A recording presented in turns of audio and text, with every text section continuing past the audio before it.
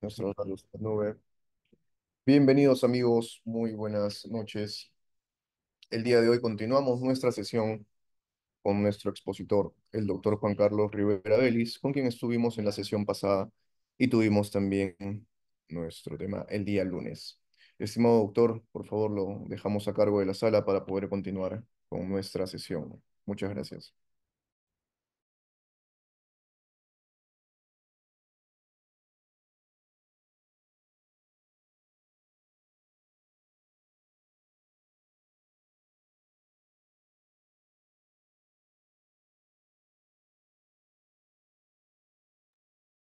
¿Qué tal? Buenas noches, estimados participantes. El día de hoy vamos a ver el tema del proceso administrativo disciplinario, conforme lo ha mencionado nuestro amigo Ítalo. Mil disculpas por la demora en la conexión. Este, pido la disculpa del caso porque a veces el internet es un poco lento y no juega estas malas pasadas. Bueno, empecemos el día de hoy. Vamos a tratar de terminar temprano porque tengo un tema de un viaje y tengo que cumplir con el horario correspondiente. No va a haber break y vamos a terminar minutos antes de las 9 de la noche, por favor. ¿Ok? Muy bien. Entonces, el día de hoy en el diplomado vamos a ver el tema del proceso administrativo disciplinario. ¿Ya?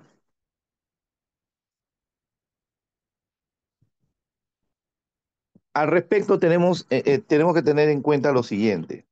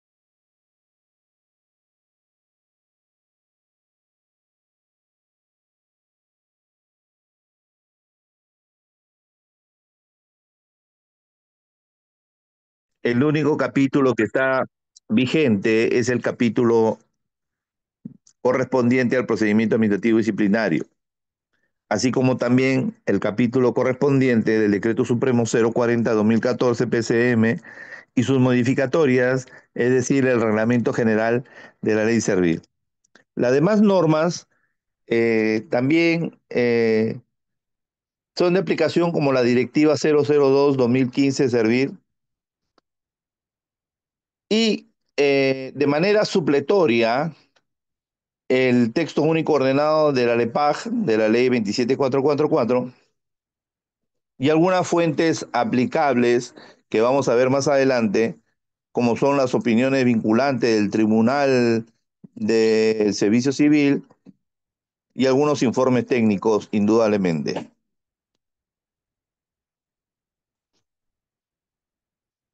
Vayamos al tema del día de hoy.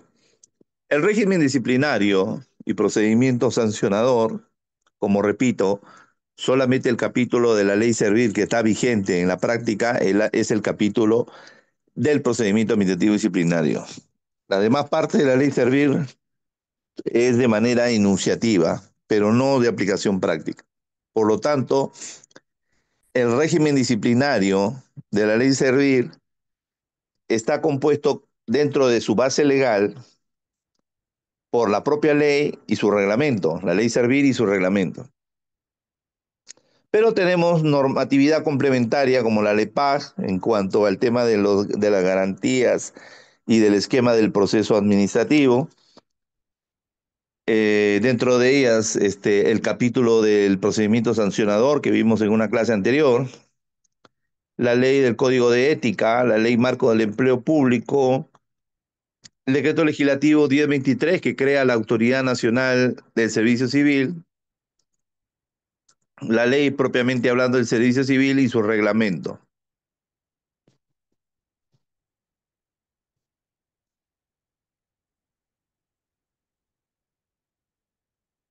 ¿Y qué es el procedimiento administrativo disciplinario? Tengo que acá mencionar lo siguiente. El PAD o procedimiento administrativo disciplinario debe diferenciarse del PAS, que es el procedimiento administrativo sancionador, porque son, si bien es cierto, dos procedimientos especiales. Como les dije en la clase anterior, el PAS o procedimiento administrativo sancionador solo se va a aplicar cuando el Estado tenga que iniciar un procedimiento sancionador a una persona natural o jurídica que haya violado o incumplido normas de derecho público y por lo tanto el Estado, de acuerdo a su facultad del ejercicio del monopolio de la fuerza, a través del jus puniendi que tiene el Estado, va a aplicar sanciones administrativas a dichas empresas o personas naturales que vienen a ser administrados, es decir, cualquier persona natural o jurídica. Sin embargo, el procedimiento administrativo disciplinario es otra cosa. El procedimiento administrativo disciplinario, si bien es cierto, también va a aplicar sanciones, si así el caso lo amerita, simplemente estas sanciones serán para funcionarios y servidores públicos. ¿Ok? Hecha esta aclaración y diferenciación, vamos al procedimiento administrativo disciplinario. Bueno, el procedimiento administrativo disciplinario tiene un conjunto de etapas y actuaciones establecidas por la administración pública. De esa manera ejerce su facultad sancionadora disciplinaria, repito, contra los trabajadores del sector público, sean funcionarios o servidores públicos. ¿Y cuándo sucede esto? Cuando ocurre una falta disciplinaria que, de acuerdo al principio de legalidad que vimos en la clase pasada, las faltas disciplinarias tienen que estar taxativamente establecidas por ley o norma con rango de ley y también sus reglamentos en el ejercicio de ampliación o interpretación de la misma, y por lo tanto estas faltas disciplinarias tienen que estar por ley previamente establecidas en una norma, y los funcionarios o servidores públicos cuya inconducta indudablemente se encuentre en el supuesto de hecho de ese tipo administrativo, de esa norma que regula una falta disciplinaria, puede ser acreedor de una sanción administrativa.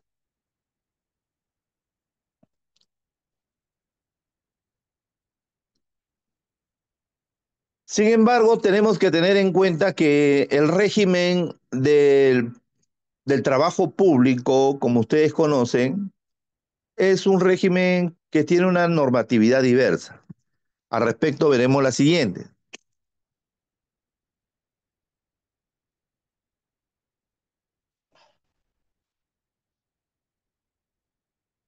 En primer lugar, tenemos a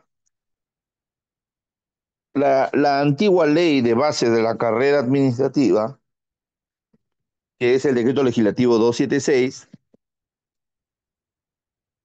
perdón,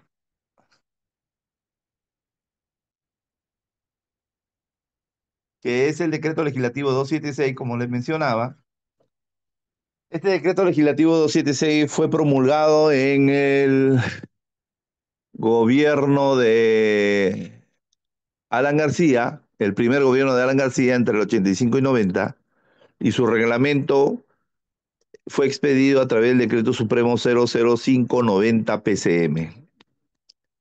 Esta ley de la carrera administrativa es más conocida como la ley de la carrera pública, es decir, para aquellos trabajadores muy antiguos, ¿no? Muy antiguos, que hayan ingresado a trabajar para el Estado con dicha norma, ¿ok?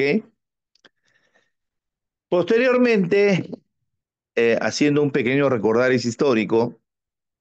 Después del primer gobierno de Alan García, que termina en el año 90, entra a gobernar el señor Alberto Fujimori, que en paz descanse, y también, bueno, dejando también al señor Alan García también que en paz descanse.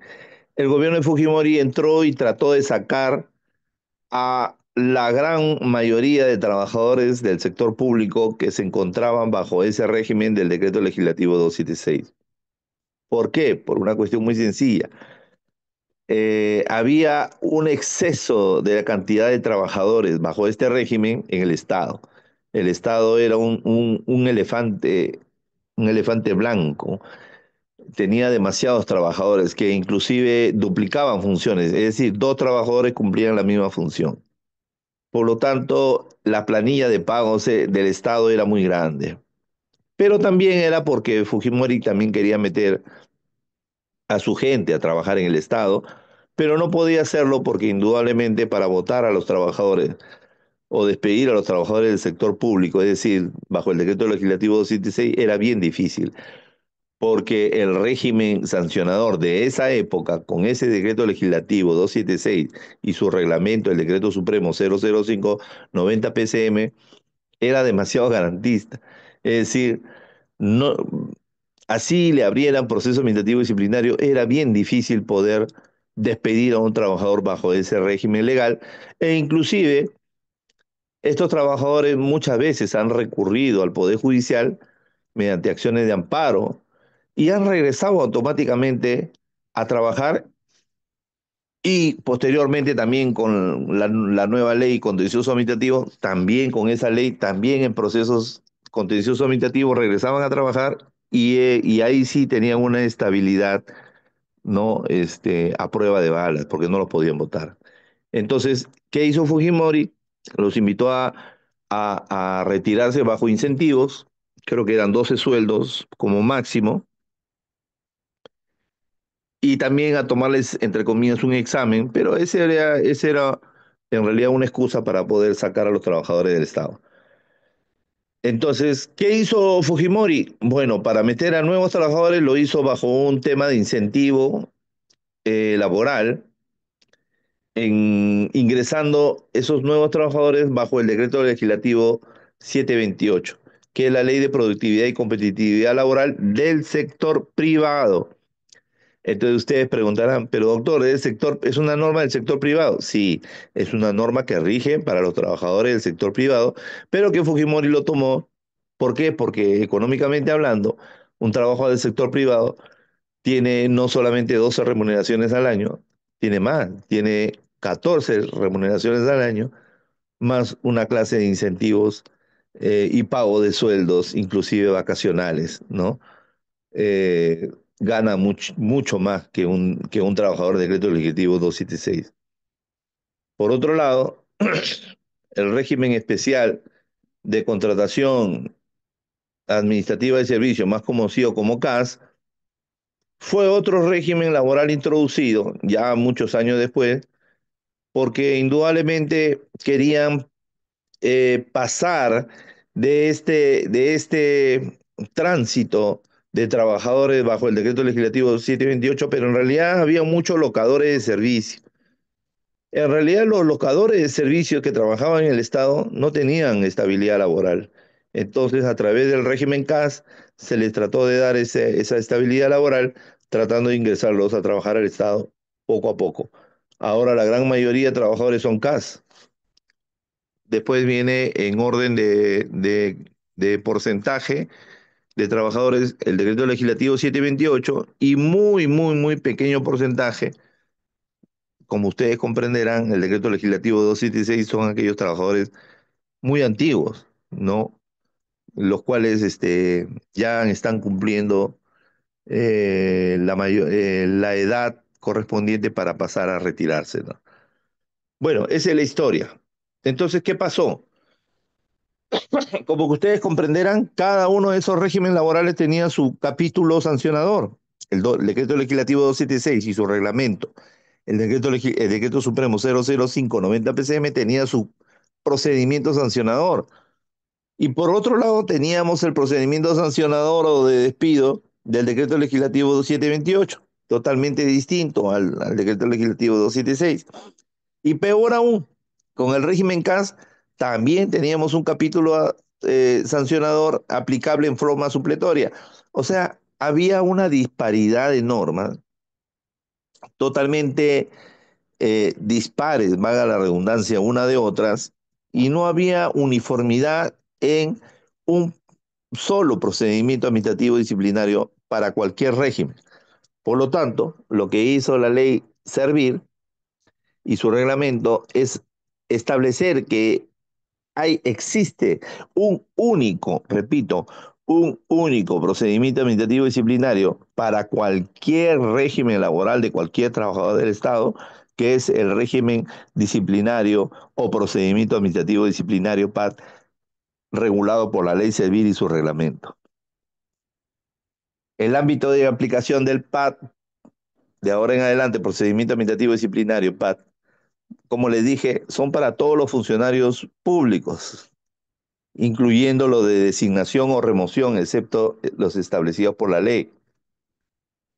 Funcionarios públicos de libre designación y remoción, con excepción de los señores ministros. Indudablemente que los ministros son elegidos bajo el tema de la confianza por parte del primer ministro y en este caso la señora presidenta de la República.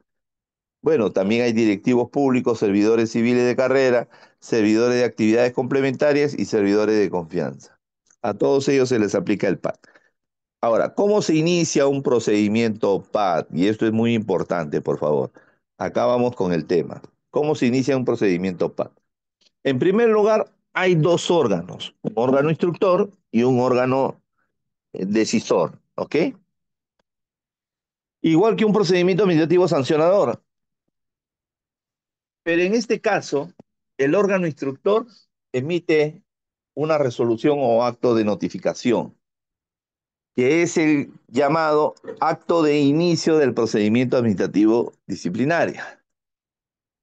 ¿Qué debe contener este primer acto administrativo llamado resolución o acto de notificación? Debe contener todos los cargos que se le imputan al administrado. Debe sustentarse y anexarse todos los documentos que sustentan la imputación. Es como si fuera un proceso penal, ¿ah? Si ustedes se dan cuenta de la clase pasada, cuando yo dije que el procedimiento sancionador es el hijo menor del derecho penal, el procedimiento administrativo disciplinario es el hijo también menor de un proceso penal. Indudablemente, en el acto administrativo de inicio del PAD, aparte de la imputación de cargos, las pruebas y anexar los documentos o medio probatorio, también te tiene que establecer un relato debidamente identificado de los supuestos hechos y una narración, ¿no? Una narración exhaustiva de los hechos que se le imputan al servidor o funcionario público.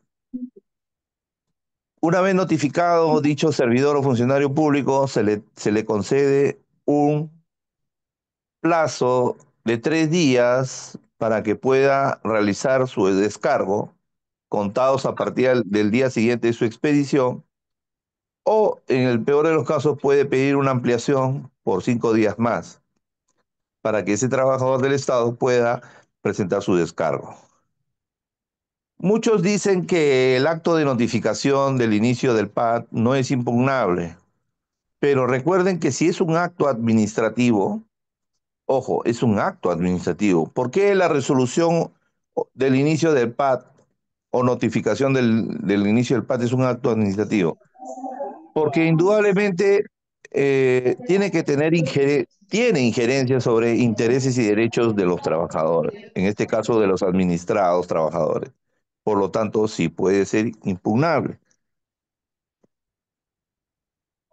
Es más, también se puede pedir la nulidad del acto de notificación. ¿Y qué significa la nulidad del acto de notificación? Si es que se incurre en algún vicio establecido en los artículos 19 y 20 de la LEPAJ, referente al tema de la notificación personal.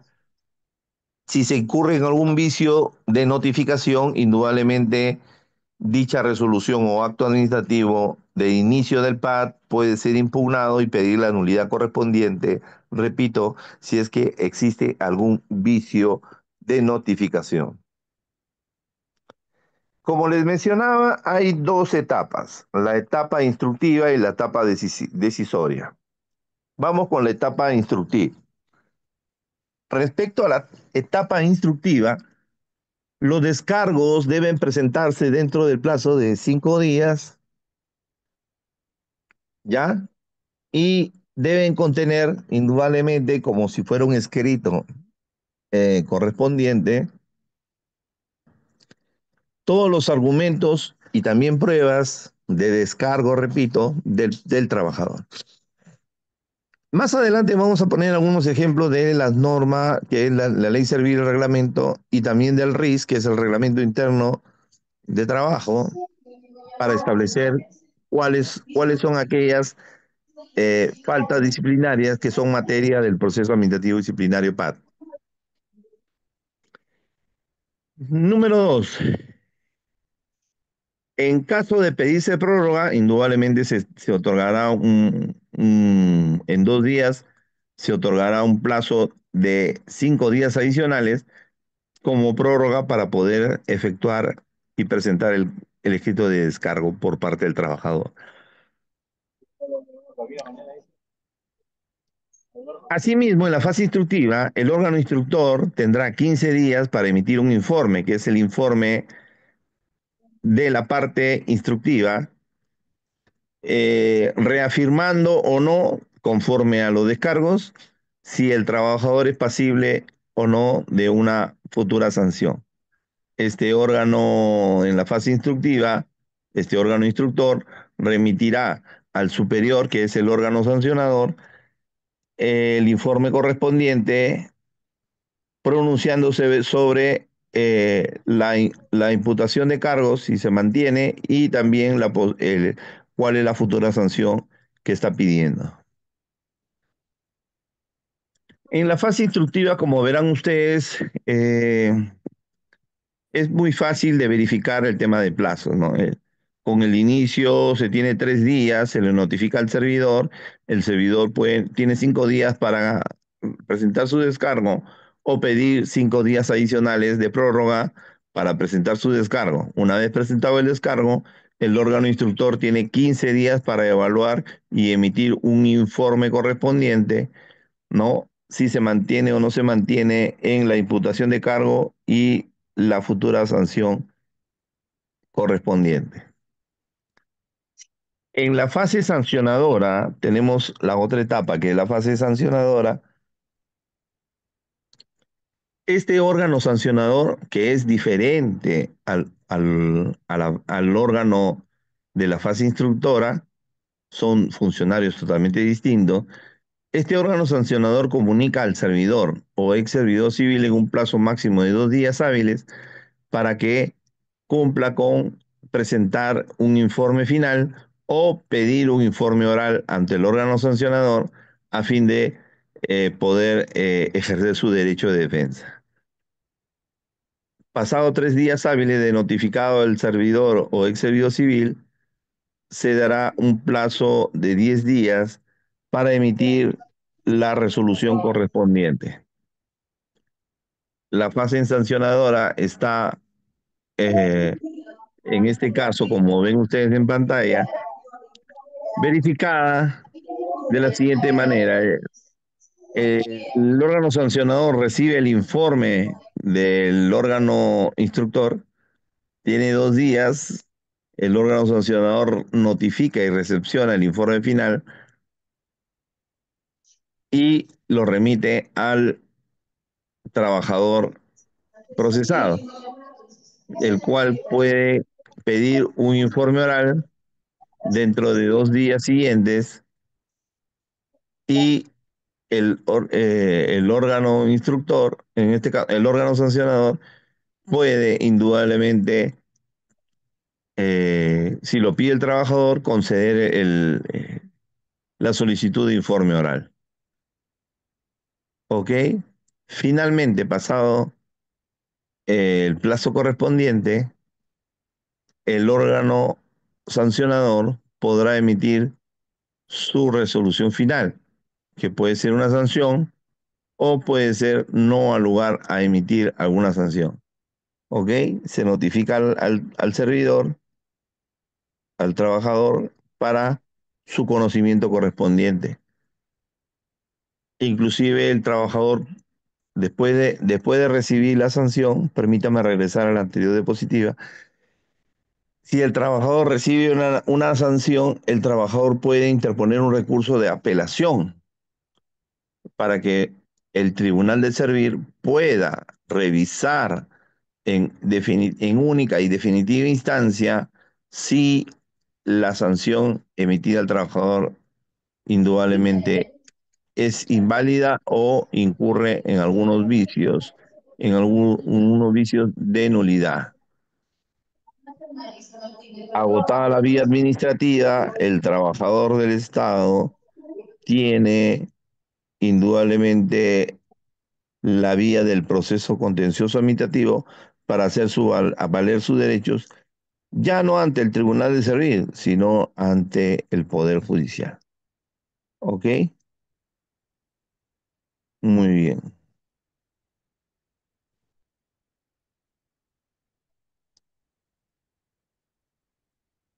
La oficialización de la sanción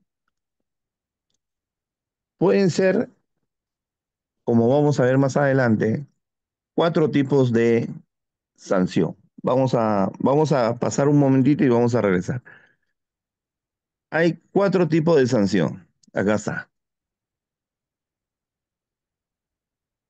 Puede ser una amonestación verbal, una amonestación escrita, una suspensión con o sin goce de haber hasta por un año y finalmente la sanción más grave que es la destitución. ¿Ok? Muy bien. Al respecto, eh, yo les hago una pregunta a ustedes y un ejemplo, ¿no? Un ejemplo real. Si un trabajador del Estado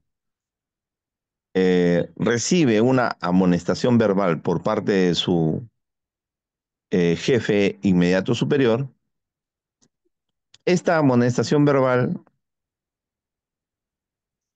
eh, en un caso real, les cuento, que el superior jerárquico del trabajador lo que hizo es llamarle la atención verbal, pero le solicitó a la secretaria que envíe un memorándum comunicando al jefe de personal que ese jefe inmediato superior ha aplicado una amonestación verbal y pide, por lo tanto, que ese memorándum se añada al legajo personal del trabajador, porque ha aplicado la sanción de amonestación verbal. La pregunta que yo les hago, pregunta de examen, ¿la amonestación verbal se adjunta mediante un documento al legajo de personal del trabajador? ¿Sí o no? A ver, pongan en el chat la respuesta, por favor.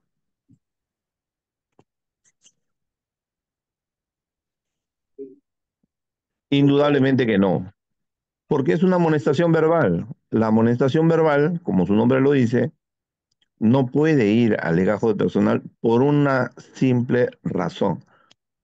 Porque si va al legajo de personal, deja de ser una amonestación verbal y se convierte en una amonestación escrita. ¿Y en qué momento el jefe inmediato superior le concedió el derecho de contradicción o de contestar indudablemente la imputación por motivo por el cual le llamó la atención en forma verbal para que el trabajador se pueda defender y por lo tanto que no quede huella o constancia en su legajo de personal, porque indudablemente no quiere manchar su legajo de personal, ¿no es cierto? Muy bien. Regresemos entonces a la diapositiva anterior que estábamos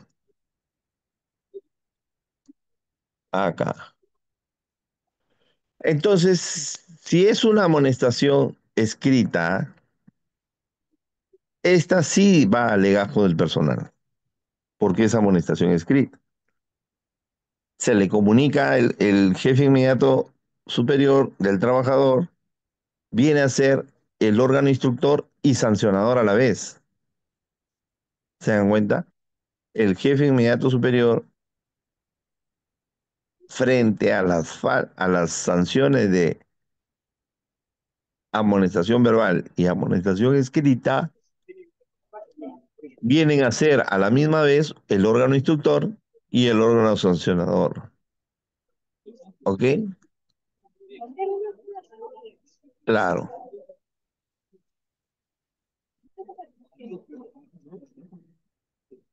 Asimismo, va a comunicar al jefe de recursos humanos o el que haga sus veces, ¿no? Para que le comunique al servidor o ex servidor público respecto a la aplicación de esa sanción.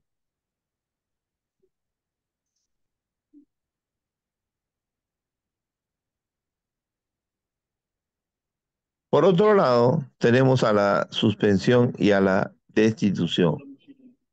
Y acá sí es más grave.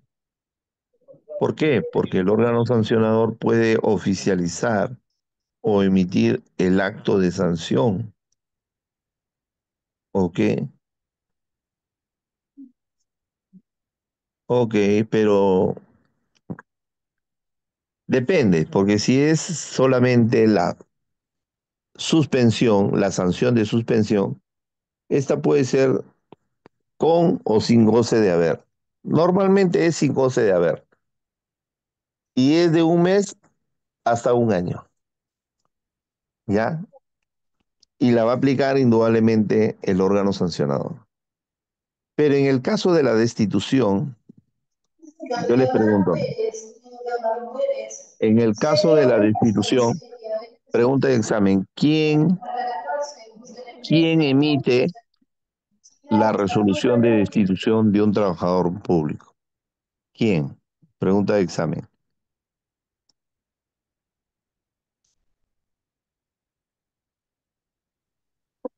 La máxima autoridad administrativa de la entidad.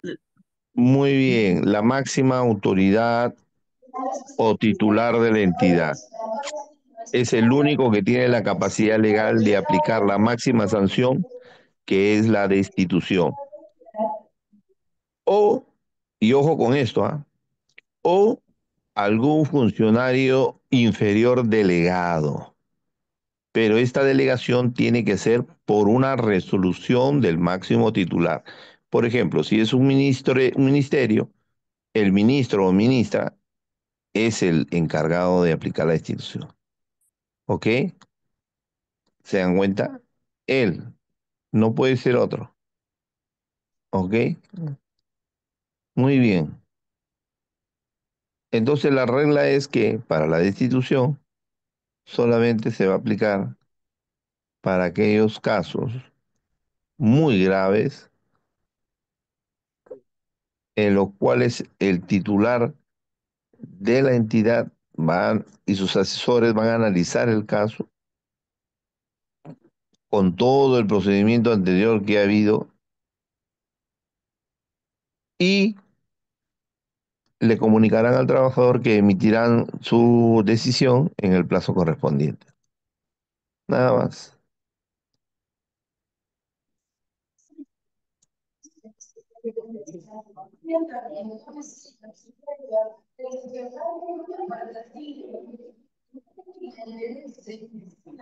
Contra las resoluciones que ponen fin al procedimiento administrativo disciplinario, podemos tener los recursos de reconsideración o apelación.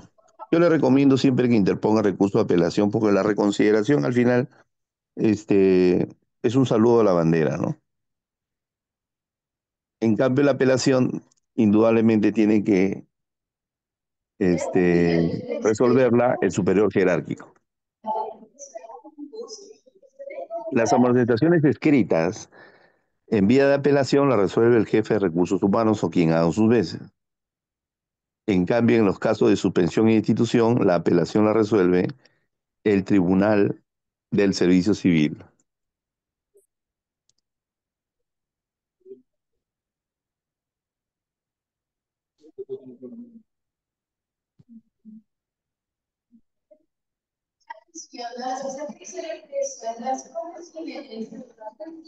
Por si acaso, la apelación ante el Tribunal de Servicio Civil no suspende la ejecución de la sanción, ni tampoco el procedimiento administrativo ni tampoco el proceso contencioso administrativo, salvo una medida cautelar en vía del proceso contencioso administrativo, ¿no? Registro en el legajo. Ya les había mencionado que en el legajo solamente se registran las sanciones de amonestación escrita, suspensión con o sin goce de haber y la destitución.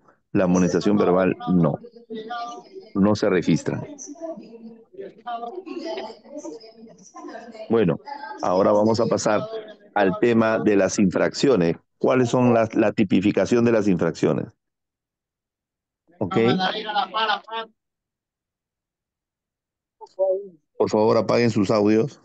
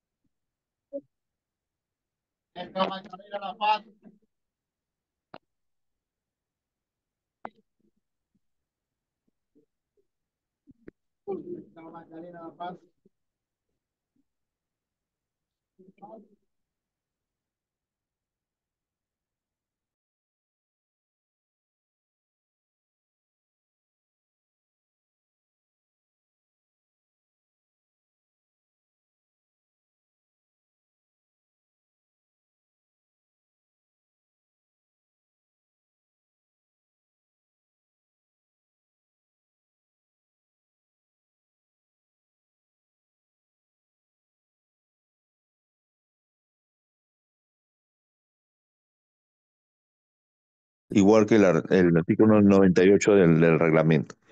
Vamos a poner algunos casos, ¿ya? En primer lugar, eh, el caso eh, más común que la jurisprudencia ha recogido es el caso del trabajador que viene a trabajar en estado de ebriedad. Pero ya hubo una resolución del Tribunal Constitucional en un caso, un sonado caso, en la cual el trabajador del Estado puede venir un día en estado de ebriedad, pero no se le puede aplicar directamente la sanción más grave, que es la destitución, sino que por el principio de razonabilidad y el principio de proporcionalidad no se le puede aplicar una sanción tan grave cuando el hecho solamente ha ocurrido por primera vez y ese trabajador no tenía antecedentes ni tampoco tenía sanciones anteriores. ¿Ya? Pero hay otros casos menos conocidos, pero igualmente controversiales. Yo le voy a poner un ejemplo.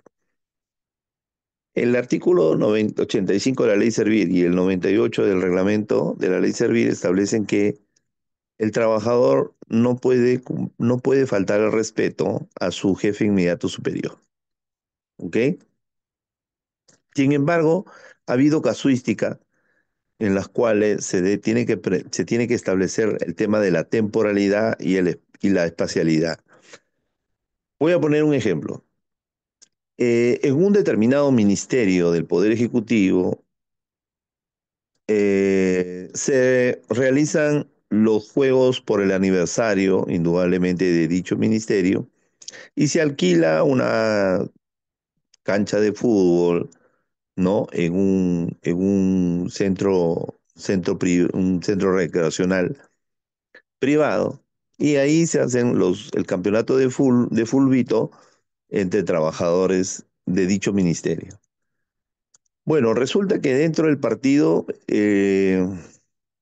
Juan Pérez le falta el respeto a su jefe inmediato superior, porque dentro de la acalorada actividad del deporte del fútbol, pues hay roces, ¿no? Hay patadas y también hay faltamiento de respeto en forma verbal.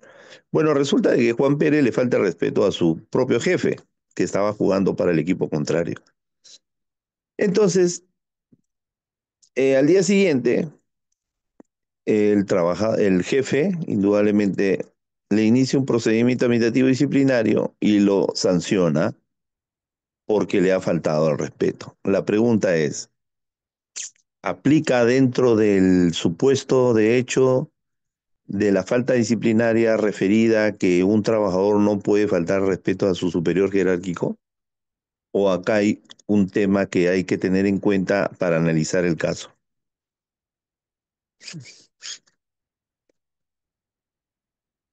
Bueno, no se le puede aplicar una sanción a dicho trabajador, por más que en el partido de Fulvito le haya faltado el respeto a su superior jerárquico o a su jefe, por una cuestión muy sencilla, que toda clase de sanciones administrativas tienen que hacerse dentro del horario de trabajo.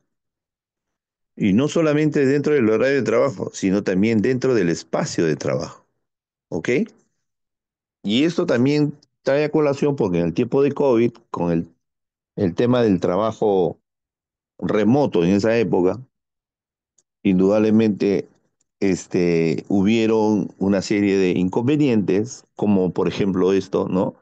Desobediencia a su superior o no le contestaban la llamada fuera del horario de trabajo, fuera de las 8 horas, y había un determinado número de abusos, porque indudablemente en el tiempo de COVID el trabajador del Estado no trabajaba 8 horas, trabajaba mucho más. ¿Por qué?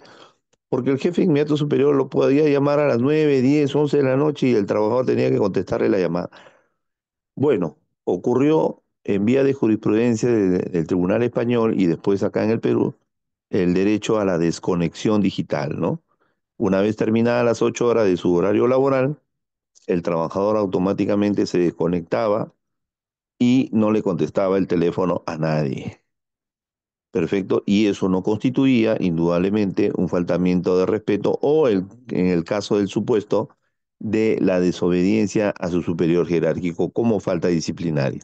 No incurría en falta disciplinaria aquel trabajador que después de su horario laboral indudablemente se desconectaba digitalmente. Y así vamos a tener otros ejemplos que están en el mismo artículo 85 y 98 del reglamento de la ley Servil. ¿Ok? Se va a aplicar supletoriamente la LEPAJ, artículo 261, en adelante, respecto al procedimiento administrativo, el esquema del procedimiento administrativo. Se va a aplicar también los principios, deberes y prohibiciones, ¿no? Y también se va a aplicar el llamado RIS, que es el reglamento interno, ¿no? El reglamento interno de los trabajadores. Ahora bien, como vamos a ver más adelante, la tipificación de faltas administrativas tiene que estar establecido por una norma escrita, una norma taxativa, ¿ya? Entonces, el artículo 85 de la ley Servir indudablemente tiene norma con rango de ley y su reglamento indudablemente también es aplicable porque es el reglamento de la ley Servir. Y el RIS solamente será para faltas menores, eh, para faltas y sanciones menores. Me dejo entender. Entonces, aquí el Tribunal del Servicio Civil también ha regulado estos aspectos y ha mencionado que el RIS solamente se verificarán faltas administrativas menores. Como ya les había mencionado, estas son los cuatro tipos de sanciones que establece el PAD, ¿no? La amonestación verbal, y tiene que ir en forma escalonada, indudablemente. No se le puede aplicar la sanción de destitución, salvo que la falta sea demasiado grave, pero de manera escalonada se tienen que aplicar las sanciones de amonestación verbal, después amonestación escrita, y si el trabajador sigue incurriendo en la misma falta, una suspensión sin goce de haber, que desde 1 mes hasta 12 meses. Y finalmente, por faltas mucho más graves, la destitución de dicho trabajador del Estado.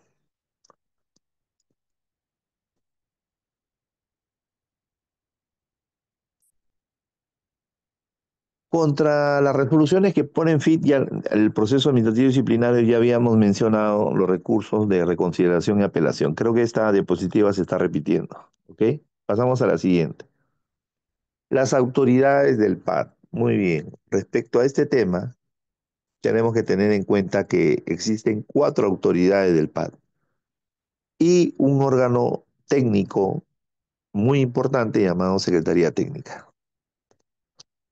Y estas cuatro autoridades del PAD tienen relación directa con los tipos de sanciones a aplicar. Por ejemplo, el jefe inmediato superior del trabajador puede aplicar la sanción de ¿qué? De amonestación verbal, ¿verdad? Como les mencionaba acá.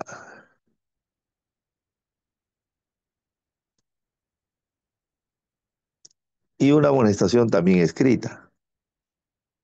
Pero en vía de apelación, la amonestación escrita la va a verificar el jefe de recursos humanos o quien haga sus veces. En cambio, en las sanciones de suspensión y destitución, que en vía de apelación van a ir al Tribunal del Servicio Civil de Servir, las va a aplicar indudablemente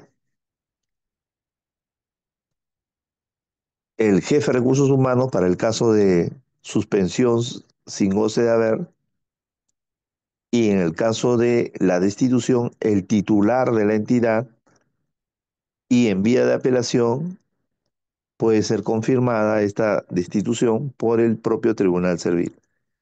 En el medio de estas autoridades va a ir acompañado de la mano en el procedimiento administrativo disciplinario un órgano técnico llamado Secretaría Técnica, cuyas funciones vamos a mencionarlas más adelante.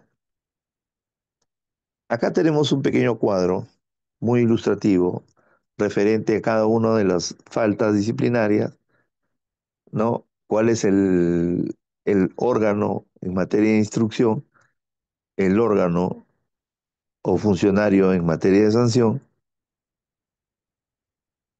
el órgano competente para la ejecución de dicha falta y quién va a resolver en caso de reconsideración o apelación contra dicha falta disciplinaria? En primer lugar,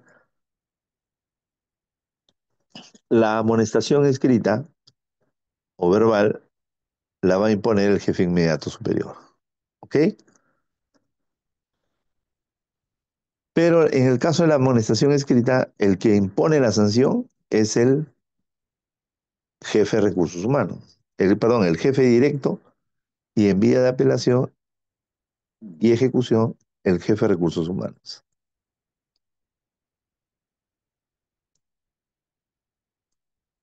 En cambio, en la sanción de suspensión sin goce de haber, el órgano instructor será el jefe inmediato, pero el órgano sancionatorio será el jefe de recursos humanos. Quien ejecuta la sanción de suspensión es el jefe de recursos humanos y en grado de apelación lo resuelve el Tribunal del Servicio Civil. En el caso de la institución, el órgano instructor puede ser el jefe de recursos humanos o una comisión especial de acuerdo a la jerarquía de ese funcionario a quien quieren destituir, como vamos a ver más adelante, pero el órgano sancionador siempre va a ser el titular de la entidad para la destitución. Lo ejecuta el jefe de recursos humanos y en grado de apelación siempre va a resolver el tribunal de servicio.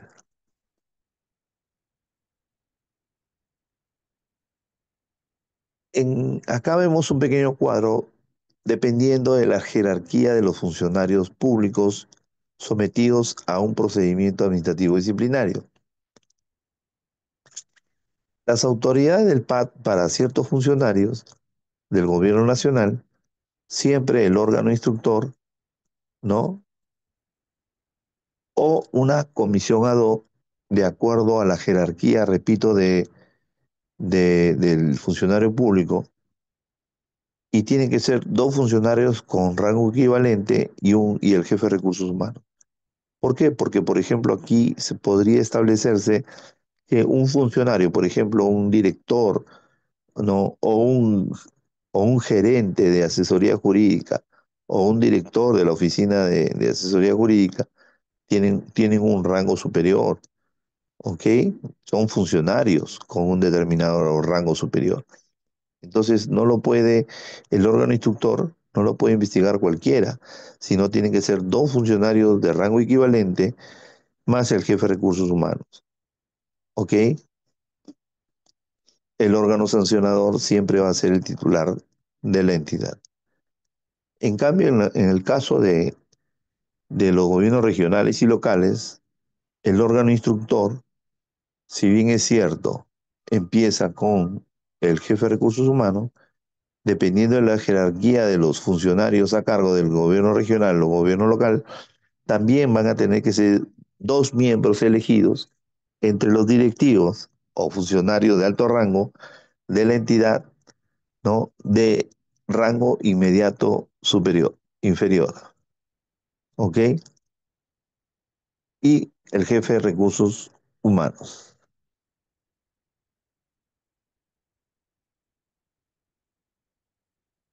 Perfecto. Ok.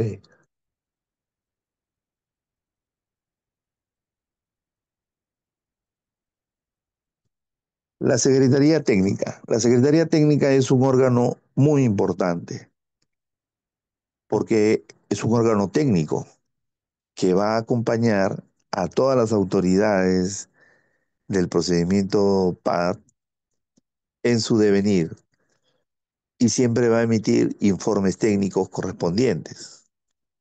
La Secretaría Técnica está a cargo de un secretario técnico, de preferencia abogado, aunque con la modificatoria, el secretario técnico siempre va a tener que ser un abogado, ¿no?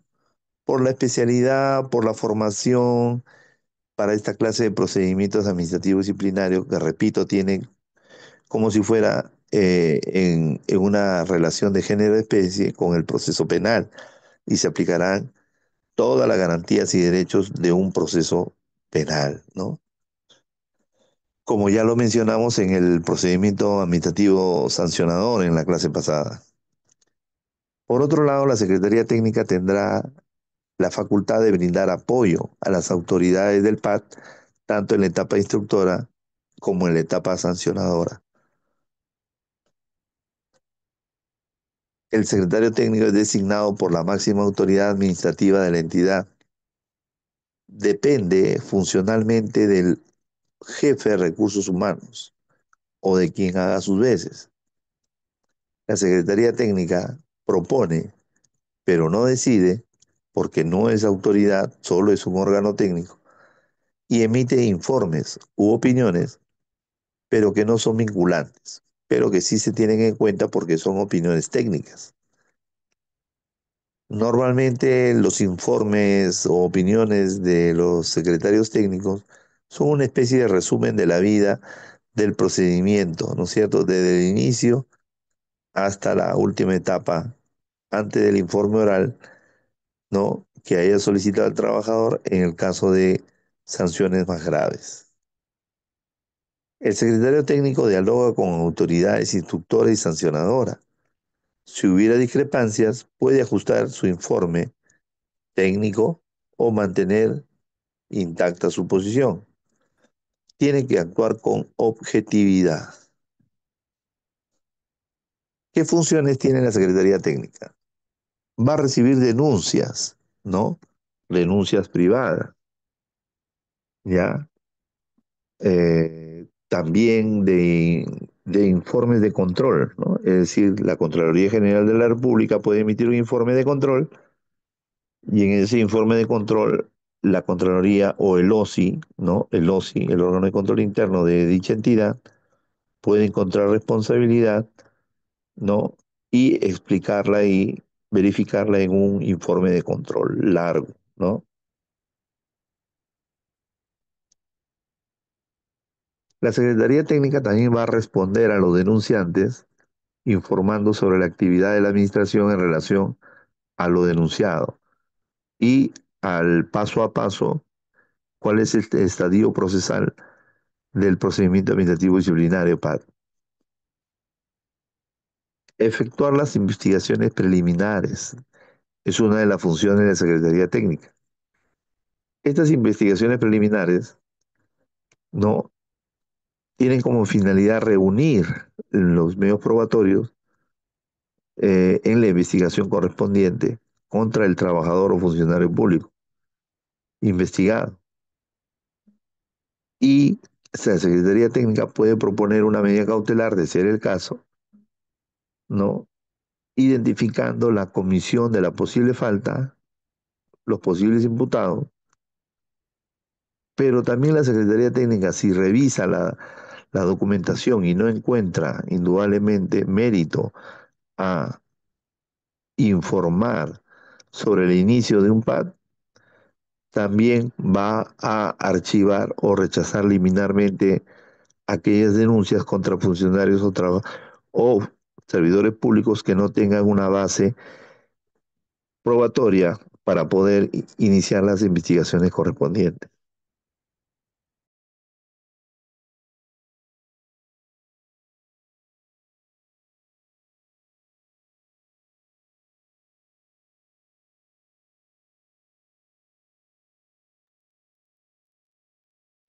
Finalmente, otra parte importante es que la Secretaría Técnica va a elaborar la propuesta final del informe de precalificación, en donde la Secretaría Técnica lo que va a hacer es un resumen, repito, de todo lo que ha pasado en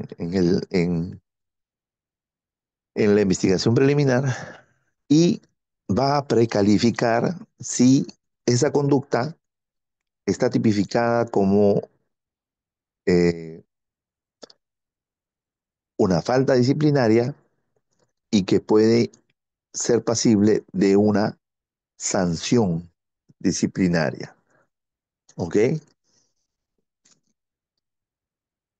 Indudablemente la Secretaría Técnica va a tener a cargo todo el expediente administrativo, como si fuera un expediente judicial, en donde toda la actividad probatoria tiene que documentarse. ¿Ok? Tiene que haber pruebas documentarias y otros tipos de pruebas que tienen que estar todas en el expediente administrativo, que son llamados expedientes disciplinarios.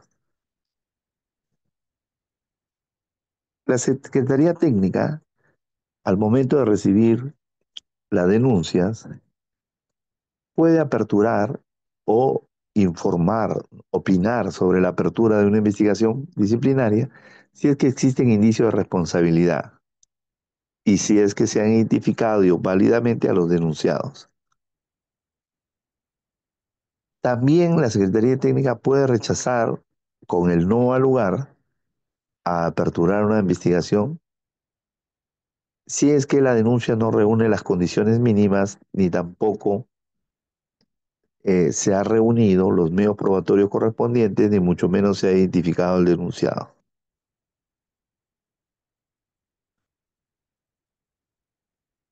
Este es un cuadro que tenemos ahí a la mano referente a los pasos de la función de la Secretaría Técnica, ¿no? Puede reunir la denuncia, que puede ser una denuncia presentada por un tercero. Puede en la investigación preliminar realizar las acciones necesarias para recabar los medios probatorios y en el informe de precalificación puede redactar el informe recomendando la apertura de la investigación o la declaración de no lugar de la investigación.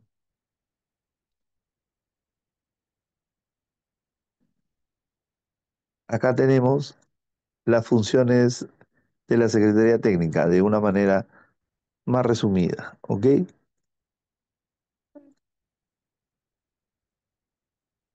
Cuando hay archivo del PAD, indudablemente es por alguno de los vicios anteriormente mencionados,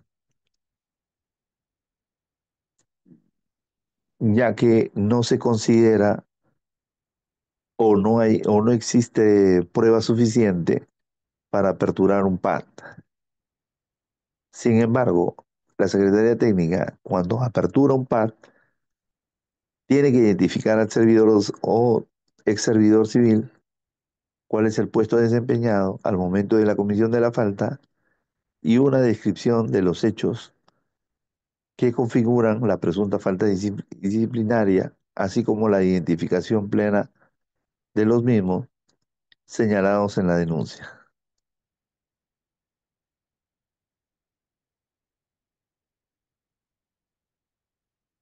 El informe del PAT tiene que contener una base legal, cuál es la norma jurídica vulnerada respecto a la falta disciplinaria, y tiene que fundamentar, ¿no?, en las razones suficientes por las cuales recomienda el inicio del PAT.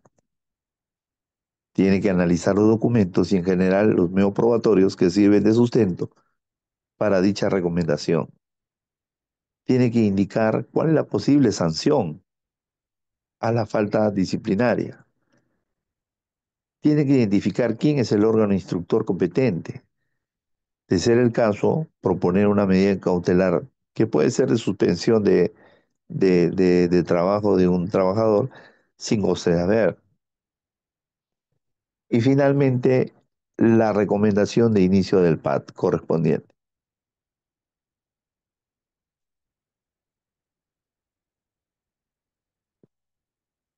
Como ya les había mencionado anteriormente, existen ciertos principios del procedimiento administrativo sancionador que van a aplicarse en el procedimiento administrativo disciplinario. Sobre todo los principios establecidos en el capítulo 3 de la LEPAJ, artículo 248 en adelante, que ya lo hemos visto en la clase pasada, ¿no? No quisiera yo volver a repetir, pero lo más importante de aplicación en el PAD son el principio de legalidad, que ya lo habíamos mencionado en la clase pasada, principio de tipicidad, el principio de causalidad y el principio de presunción de licitud, ¿ok? El principio de presunción de licitud es que se presumen lícitas todas las conductas de los trabajadores hasta que se pruebe lo contrario, es decir, lo que en el derecho penal es la presunción, ¿no? ¿La presunción de qué? La presunción de inocencia.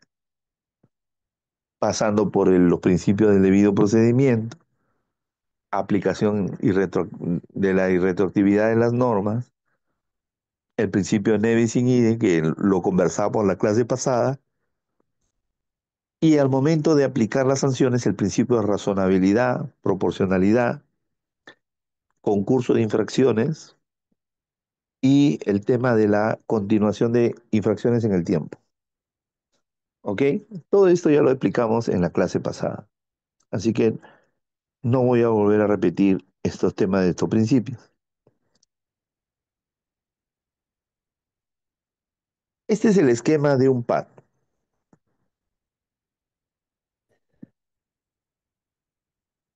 Respecto al PAD, siempre tiene que haber un secretario técnico, ¿no? Encargado de la Secretaría Técnica. ¿Ok? En la investigación preliminar se tienen que investigar los hechos, obtener medios probatorios y se tiene que tipificar correctamente la conducta en una determinada norma. Ahora bien, con respecto a esto, ustedes van a encontrar en la realidad muchos casos de inicio de PAD con la tipificación de una norma genérica, ¿no? Por ejemplo, ¿no? Este, eh, que el trabajador no haya cumplido con obedecer las órdenes del inmediato superior, pero no concretiza la tipificación en una conducta previamente establecida, en una norma que sea lo suficientemente clara. Entonces, ya el Tribunal del Servicio Civil ya ha declarado nulas muchos inicios del PAD con una tipificación genérica. porque viola el principio de tipicidad y el principio de legalidad. El principio de legalidad porque indudablemente tiene que ser una norma previa que se tipifique y el principio de tipicidad es que esa conducta esté subsumida en el presupuesto de hecho de una norma disciplinaria para que la conducta del trabajador calce en esa norma. Si no, indudablemente violaría estos principios. En la fase instructiva, a cargo del órgano instructor, los actos administrativos más importantes son la notificación del acto de inicio del procedimiento PAD, actuación de medios probatorios complementarios si es que así lo tienen a bien, por ejemplo, un peritaje, ¿no? Una declaración de algún testigo que no ha sido citado al inicio del PAD, puede ser un medio probatorio complementario. Y una propuesta razonable y proporcional de la supuesta sanción a imponerse. Finalmente, en la fase sancionadora, a cargo del órgano sancionador, se le va a otorgar el uso de la palabra al trabajador o funcionario investigado y verificar la legalidad del procedimiento para que no se viole el derecho o el principio del debido procedimiento. Si se apertura indudablemente el inicio de un PAD, tiene que existir indicios de responsabilidad suficientes con los medios probatorios suficientes y la identificación plena de los denunciados funcionarios públicos. Por otro lado, la declaración de no al lugar y el archivo correspondiente se trata del rechazo liminar, ya que la denuncia no reúne las condiciones mínimas, sobre todo en materia probatoria, para acreditar una falta a un trabajador.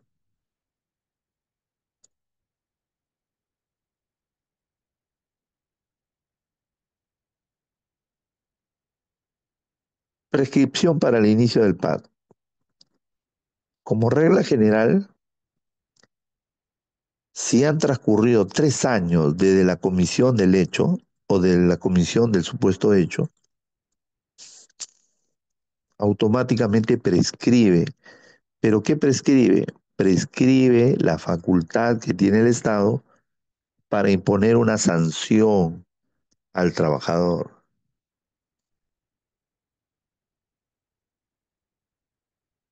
Pero existe una regla específica, es decir, una excepción, que si yo fuera trabajador, yo no necesito que pasen 3 años. Lo que yo necesito es que si el jefe de recursos humanos tomó conocimiento de la supuesta falta disciplinaria del trabajador, el trabajador lo único que tiene que hacer es contar un año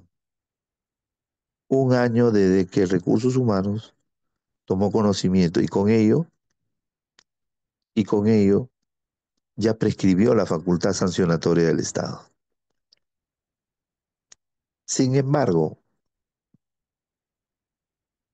para el tema de la prescripción no puede ser de oficio, sino que el trabajador investigado tiene que pedirlo por escrito, argumentando indudablemente con los fundamentos correspondientes y el conteo del plazo suficiente respecto al año desde que Recursos Humanos tomó conocimiento. Ahora bien, ustedes se preguntarán, pero ¿cómo Recursos Humanos toma conocimiento? Existe una variedad de casos, pero si el jefe inmediato superior o otro funcionario le comunicó por escrito o por correo electrónico al jefe de Recursos Humanos, el jefe de Recursos Humanos ya tomó conocimiento. Sobre estos casos ya el Tribunal de Servicio Civil ha mencionado que sobre todo en el tema del COVID, con el trabajo remoto, ¿no? El llamado trabajo remoto en esa época, cualquier comunicación por correo electrónico o por el correo privado de la institución pública, ¿no? Ustedes saben que todas las instituciones públicas tienen un correo estatal, ¿no? Un correo oficial, ¿no? Entonces, cualquier, cualquiera de esos correos que haya llegado al jefe de recursos humanos comunicando o haciéndole ver unos determinados hechos, si esos hechos son tomados para el inicio del PAC y ya pasó un año, automáticamente el trabajador por escrito tiene que pedir que ya prescribió la facultad del Estado para imponer una sanción. Por lo tanto, tiene que interponer la excepción de prescripción. Esto es muy importante, señores, porque con este caso se ha salvado a muchos trabajadores de que se le aplique una sanción grave por el tema de la prescripción. ¿Ok? Asimismo, en el caso de informe de auditoría, también se cuenta el plazo de un año desde que el titular de la entidad tomó conocimiento de dicho informe de auditoría y que dicho informe de auditoría contenía en la parte final de conclusiones y recomendaciones el inicio de investigación disciplinaria contra determinados funcionarios o servidores.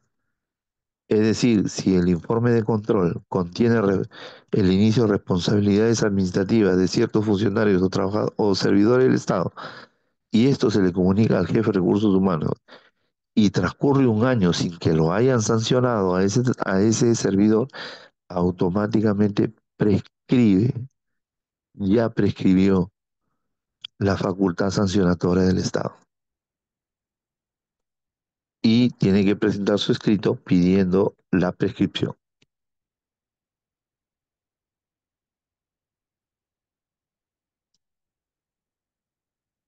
Ahora vamos a ver ciertos precedentes de observancia obligatoria, ¿ya?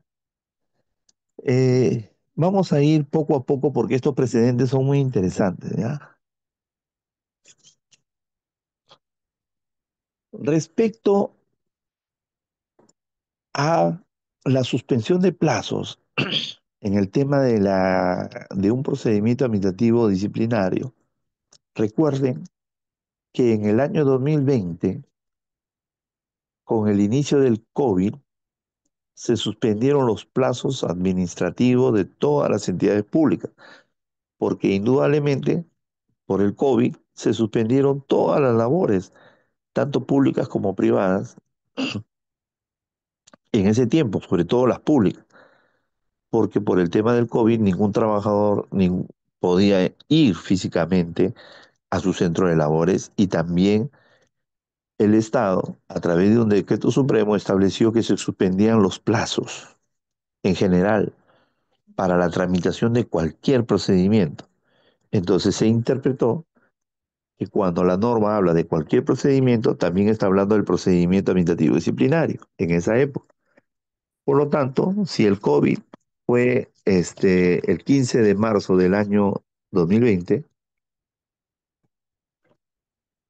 automáticamente, a partir del día siguiente, 16 de marzo, hasta el 30 de junio, que salió una norma, otro decreto supremo, en ese plazo se había suspendido, repito, los plazos procesales o procedimentales de un procedimiento PAT.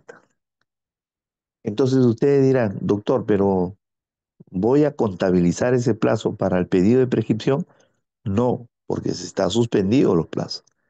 El plazo se reanuda, indudablemente, el 30 de junio, pero ocurrió un problema, que por un tema normativo, en esa época,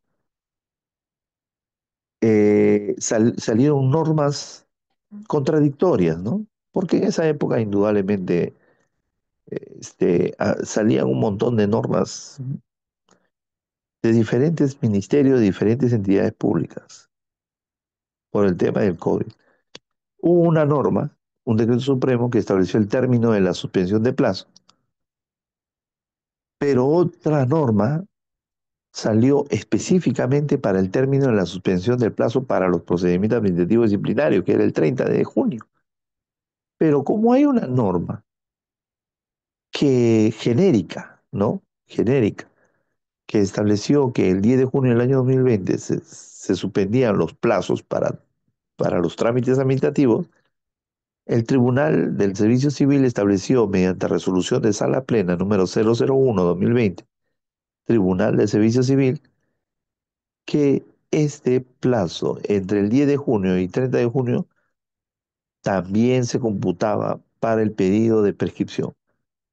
Y con esto también prescribieron porque indudablemente se computó el plazo de un año para la facultad sancionatoria del Estado.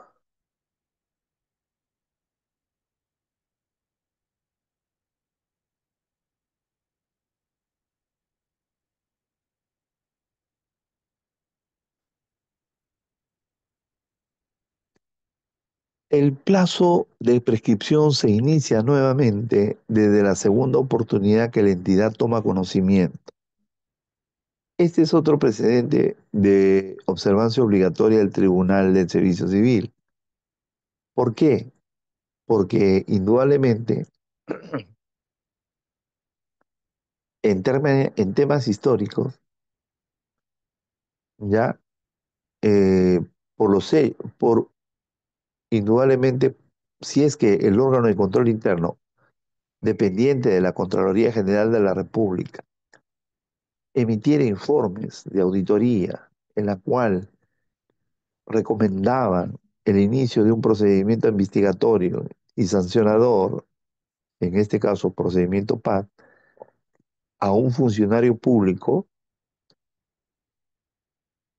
Sin embargo, el Tribunal Constitucional emitió una sentencia en el año 2018 declarando inconstitucional aquella norma de la Contraloría General de la República que le otorgaba facultades para sancionar a funcionarios públicos.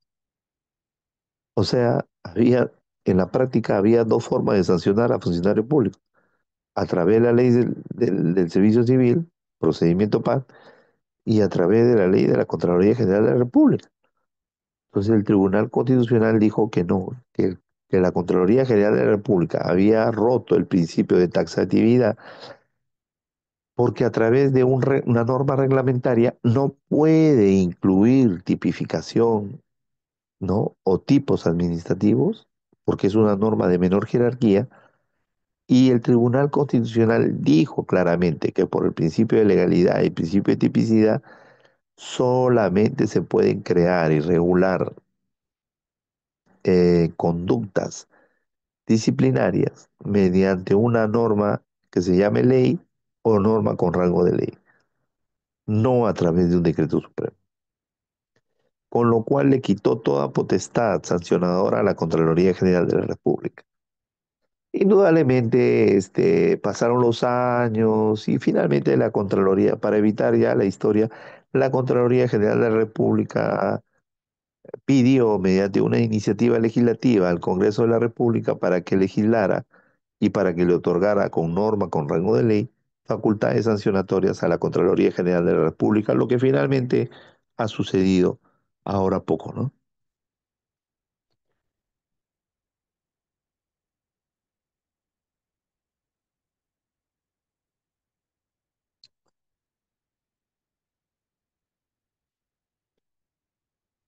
Tenemos otro precedente administrativo también, que vamos a ver a continuación, que es el precedente administrativo respecto al reglamento interno de los servidores civiles, ¿no? Que es el RIS de cada entidad pública, el cual establece que solamente se podrán prever faltas de carácter leve, pasibles de ser sancionadas con amonestación verbal o escrita. Precisamente, ¿por qué? Porque ya el Tribunal Constitucional había mencionado que por principio de legalidad y tipicidad, las faltas disciplinarias tienen que establecerse mediante una norma de ley o con rango de ley. Por eso, a través de la resolución de Sala Plena 005/2020, Tribunal de Servicio Civil, se estableció que la tipificación de faltas leves solamente podrían hacerse a través del RIS. Mejor dicho, el RIS solamente podría contener tipificación de faltas leves, no faltas graves como la suspensión sin goce de haber, ni mucho menos la destitución. Estos supuestos de faltas leves, iguales a las previstas en el artículo 85 de la Ley Servil, tienen que también estar previamente y taxativamente establecidas en el RIS.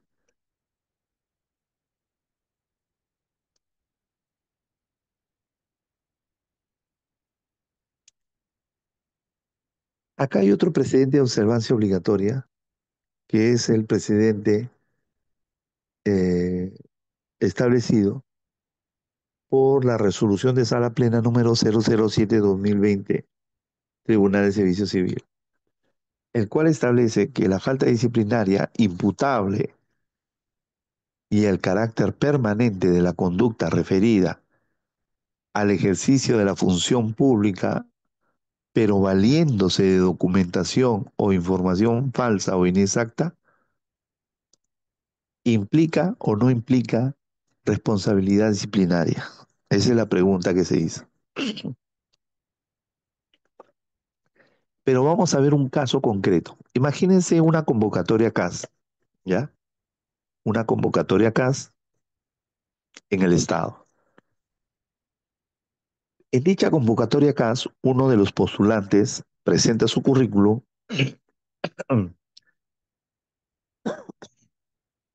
pero ingresa información falsa en dicho currículum y finalmente gana la convocatoria CAS, le hacen firmar contrato y ese postulante finalmente cuando firma contrato ya comienza a trabajar en el Estado y por lo tanto es servidor público. Entonces, la pregunta que se le hace al Tribunal del Servicio Civil es la siguiente. Si ingresa al Estado presentando un currículum con documentación falsa o información inexacta, indudablemente, si ingresa al Estado, firma contrato y finalmente recibe su contraprestación remunerativa, es obvio que va a tener responsabilidad administrativa y va a ser pasible de un procedimiento administrativo disciplinario. Pero la pregunta se hacía, ¿y qué pasaría si ese postulante, CAS, a pesar de haber presentado en su currículum documentación falsa o inexacta, gana el concurso, pero nunca va a firmar el contrato, porque se arrepiente y nunca ingresa a trabajar al Estado? Entonces la pregunta que yo les hago a ustedes, si nunca ingresó al Estado, ¿podría ser pasible del inicio de un procedimiento PAT? ¿Ustedes qué dicen en el chat? ¿Sí o no?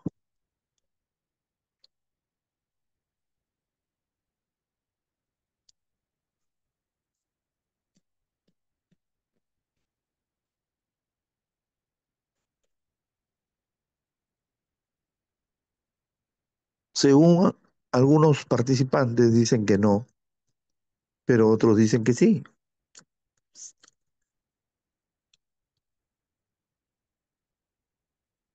Bueno, el tema es que si ese postulante CAS presenta documentación falsa e inexacta, pero nunca firma el contrato, no existe en la realidad un vínculo contractual con el Estado, más que una postulación en la convocatoria CAS, pero no un vínculo real, ni mucho menos legal. Pero eso no quiere decir de que no haya cometido un ilícito penal, porque ustedes conocen el delito de falsa declaración en procedimiento administrativo o falsificación de documentos públicos o privados, ¿no es cierto? Entonces será pasible de un proceso penal.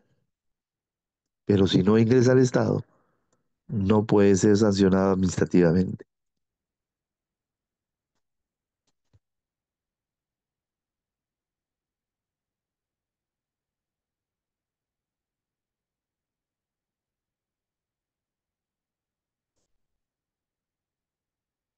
Vamos a ver el otro precedente, que es el precedente administrativo sobre la coherencia o correlación entre la imputación necesaria realizada en la instauración del procedimiento administrativo disciplinario y la sanción posterior como garantía del derecho de defensa.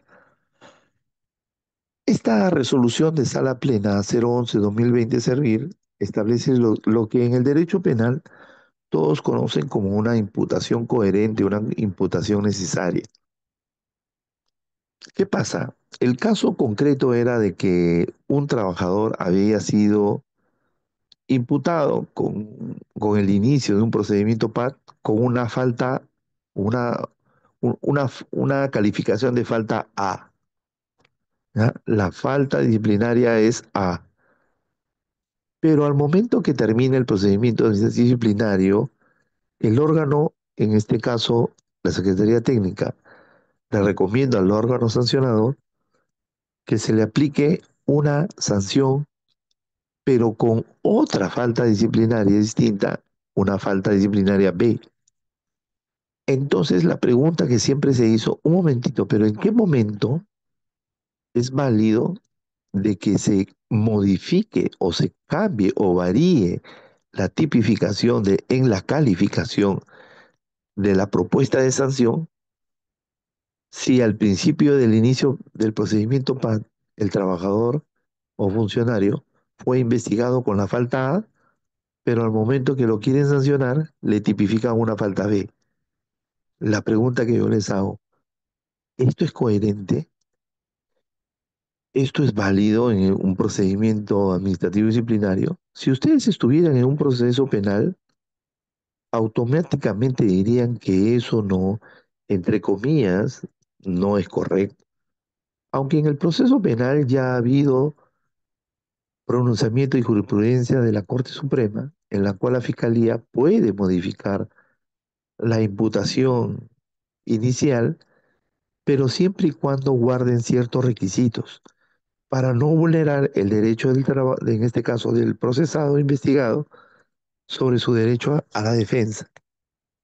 Porque si se le modifica, perdón,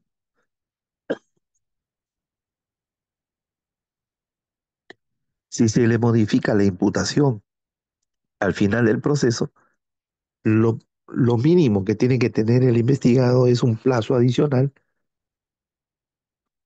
o un derecho de poder defenderse de esa otra imputación distinta, ¿verdad? Lo mismo sucede en el proceso, en el procedimiento PAT.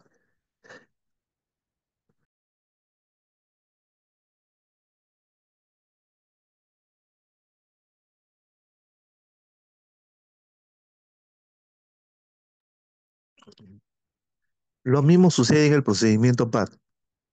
Si es que hay una modificación en la tipificación de la supuesta conducta infractora del trabajador o funcionario público, al final, al final de la fase sancionadora no se le puede tipificar con una conducta distinta, con lo cual se le tendría que establecer un plazo adicional o concederle el derecho de contradicción y el derecho de defensa respecto a esta modificación en la tipificación. De lo contrario, si no se realiza esto, si no se le concede estos derechos al trabajador o funcionario investigado, se estaría vulnerando los principios y derechos de defensa, de imputación necesaria, imputación concreta, y el principio de derecho a la contradicción que tiene todo investigado. Si se incurre en esto, esa sanción sería nula. ¿Ok?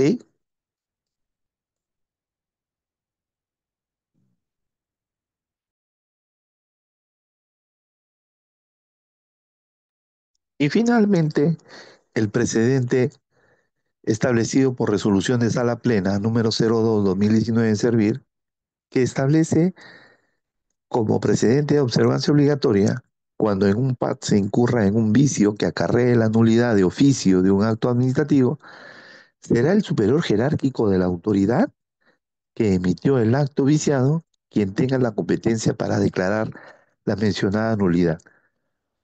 Esta resolución de sala plena se dio en el caso concreto de que el acto administrativo, ¿no? Por ejemplo, del inicio del PAD, ya la resolución o la carta de inicio del PAD que se le notifica al funcionario o servidor público que contenga un vicio insubsanable, puede acarrar la nulidad de oficio de ese acto administrativo. Pero ¿quién lo declarará? El superior jerárquico, indudablemente, de la autoridad que emitió el acto viciado, que en este caso será el órgano instructor, ¿no es cierto? O también el órgano sancionador si es que aplica indudablemente el caso del vicio insubsanable al momento de emitir el acto administrativo. Ahora, ¿qué vicio insubsanable? Pueden ser varios, pero lo que normalmente ocurre es el vicio de la notificación del acto, del inicio del procedimiento PAD. ¿Por qué? Porque, porque según la LEPAG, la ley 27444, artículo 19, numeral 8, creo, no recuerdo bien, pero es el artículo 19 en alguno de los numerales que establece lo siguiente. Cuando el notificador va al domicilio del funcionario o servidor público, la notificación es personal. Es decir, se le tiene que entregar en forma personal. Pero ¿qué pasa muchas veces? Que no se le encuentra en el domicilio al funcionario o servidor público. Entonces, ¿qué hacen los notificadores? Se lo dejan por debajo de la puerta directamente. Pero ese es un vicio, ese es un error. ¿Por qué? Porque la LEPAG establece en el artículo 19.8, creo, que se le tiene que dejar un preaviso a ese funcionario o servidor público de que el notificador va a regresar al día siguiente o al día siguiente hábil para poder entregarle la notificación en forma personal. Este preaviso nunca se dejó y por lo tanto, si no se dejó esa notificación, por más que el notificador regrese al día siguiente hábil y deje por debajo de la puerta la notificación del inicio del procedimiento PAD, ese acto será nulo. ¿Y por qué es muy importante que ese acto sea nulo? Porque ese acto viciado, ¿no? Si transcurre el plazo de un año o está por vencerse el plazo de un año, va a prescribir la facultad del Estado de imponer la sanción. Y si va a prescribir, ¿qué es lo que va a pasar? Indudablemente que el funcionario de servidor público jamás podrá ser sancionado. Por lo tanto, cuando se incurre en estas causales de nulidad, el funcionario trabajador cuenta el plazo de un año, indudablemente pide la nulidad del acto de notificación del inicio del PAD y pide también la prescripción porque ya transcurrió un año. Y por lo tanto, automáticamente ese funcionario de servicio público gana el proceso.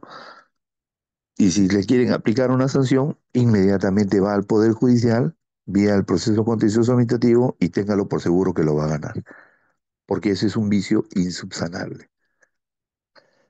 Bueno, estimados participantes, ese ha sido todo por el día de hoy. Yo les pido las disculpas del caso, me encuentro un poquito mal de salud y asimismo estoy viajando a provincia de manera urgente y la verdad